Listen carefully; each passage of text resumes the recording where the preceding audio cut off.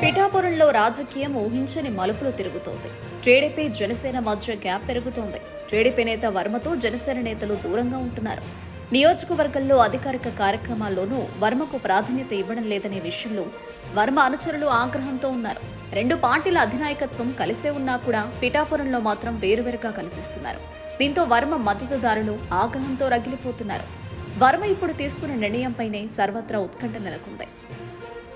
ఎన్నికల ఫలితాలు వచ్చినా కేవలం 3 నెలల్లోనే పిఠాపురంలో సీన్ మారిపోయింది. పవన్ గెలుపు కోసం సీటు త్యాగం చేసి మరీ భారీ మెజారిటీకి కారణమైన టీడీపీ నేత వర్మకు ప్రాధాన్యత దక్కడం లేదు. స్థానికంగా కాకినాడ జనసేన ఎంపీ తంగళ్ల ఉదయ్ శ్రీనివాస్తో వర్మకు దాదాపు మాటలు కట్టైనట్లు ప్రచారం సాగుతోంది.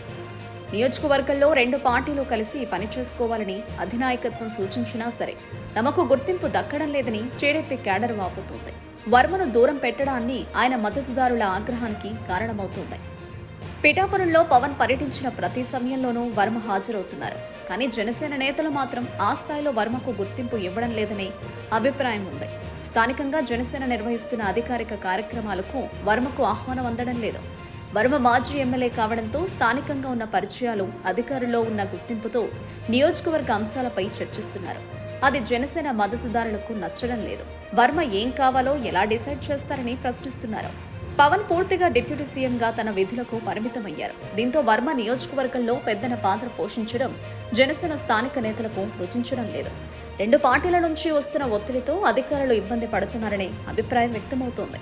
పవన్ పోటీ ఖరారైన సమయంలో అధికారంలోకి వస్తే వర్మకు ఎమ్మెల్సీ ఇస్తామని హామీ ఇచ్చినా అది ఇంకా అమలు కాలేదు.